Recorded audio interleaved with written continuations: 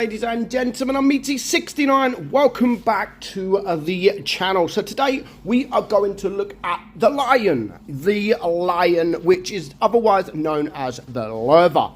The low, the louve, it's the lurva. I think the pronunciation's right, but basically lurva means lion in German, so it is called the lion. What is the tank like? Now, this is an old-time tank. It's one of the originals, one of the original premium tanks that you could buy, and it's one of the best credit earners in the game. So if you want to go and earn credits, then you can get the lurva, and you will earn quite a bit of credits playing this tank. Now, what is the tank actually like? Like, is it solid? Is it strong? Is it weak? The armor profile's hit and miss. The gun is okay. The turret is actually a very, very strong turret. Overall, like, it is a solid tank, but because of power creep, I mean, we're going to keep talking about it on the channel when we review these old time tanks. This, the IS-6, the T-34. All these tanks were around before any of the tanks that you see now were about. So this was really one of the only credit earners, like the proper credit earner. And it was still a solid tank. So Wargaming have obviously gave it the upgraded PBR, and to be honest, it looks like a beast. It really does look like a beast. So stat-wise, I mean, the stats are not bad, but it's not great. The turret is only 167 millimeters thick on paper, but you can get that more. I mean, if you're hold down and you're angled there, and you can sort of get that quite high. And the hull as well is quite solid at 172. So armor profile wise isn't bad. Obviously, as soon as people start switching to the APCR or the premium rounds, then of course they will start to go through it a lot easier, as with most tanks. So the DPM 2209, nothing too special if I'm honest. 8.42 second on the reload. Penetration is 234 on your standard AP and a nice 294 on your APCR. So the standard round on this is actually really, really nice. And this is with me running with the rammer. It's got APCR, so I probably wouldn't suggest running it with calibrated shells. I honestly think 294 pen on your APCR will get through most things. And 60 on your HE.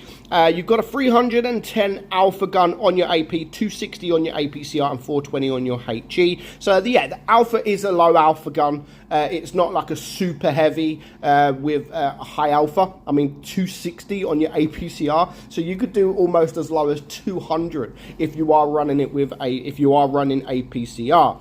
Aim time not the greatest at 3.7, but the gun dispersion is not too bad at 0.299. Has a nice 8 degrees of gun depression and a top speed of 35 kilometers per hour.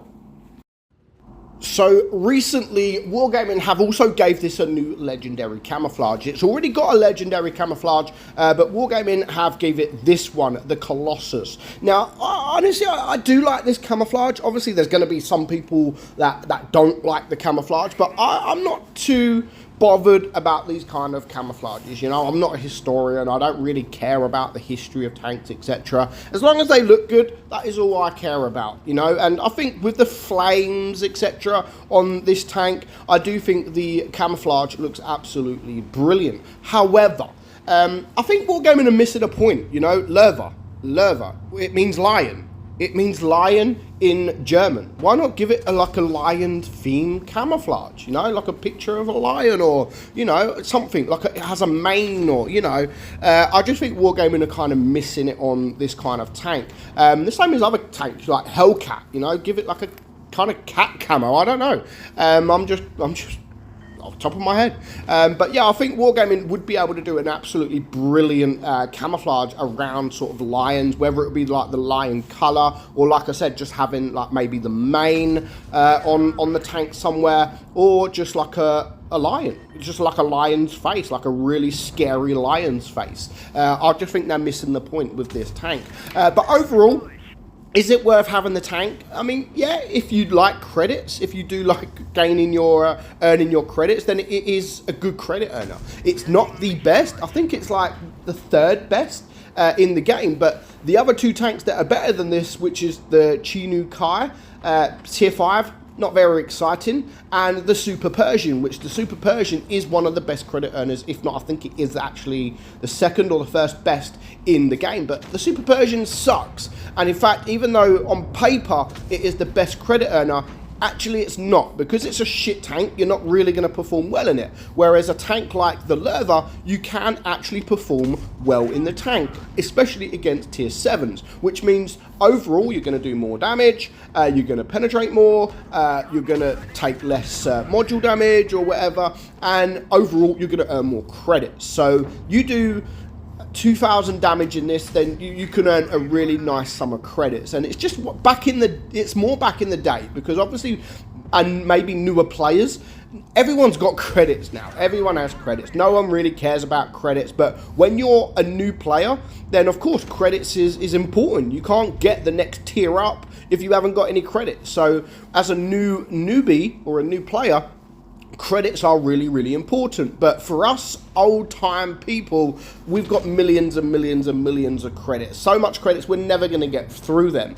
And by the time we do get through a lot, we're going to gain them back again. Like, we're always, I mean, I've got like over 100 million credits. I would have had 200 million, but of course, Wargaming do occasionally do events where you could buy crates with credits, and that's the only thing for me to waste my credits on, because you're never going to get through 400 or 500 million credits. Well, you might get through them, obviously, with new lines, but then by the time the next line comes, then you've already gained that amount of credits back. But for a new player, it's definitely a good buy. Nowadays, this used to be, you'd be able to purchase it at any time in the tech tree. I think Wargaming have removed the tech tree premiums now, or most of them. But you used to be able to buy this at any time. You used to just go into the garage, go into the tech tree, and you'd be able to purchase this tank for 7,400 or 7,600 gold, something like that. But nowadays, obviously, Wargaming are removing those tech tree tanks, so you're only able to purchase the Lerva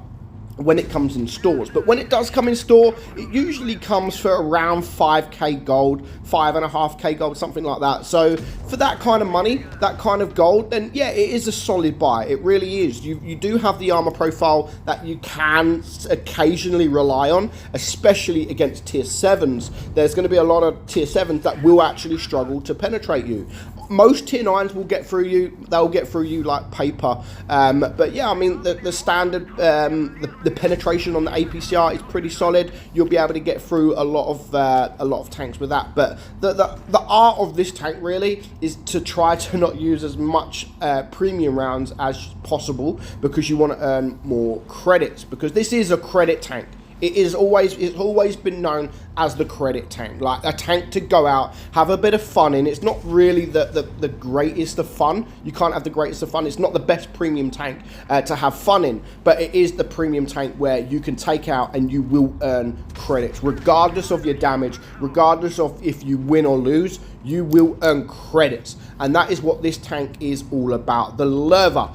So yeah, it's not the same as it used to be, but again, I will say that with all the old-time tanks, you know, before all these all the newer tanks come in, and some of them are kind of overpowered. So you can see there, 3,300 damage done. A very nice play from Red Skin Devil there, and a nice 185,000 credits earned. So that is the Lerva, the credit tank, the credit earning tank. Hope you enjoyed the video, guys. Let me know what you think of the Lion in the comments below.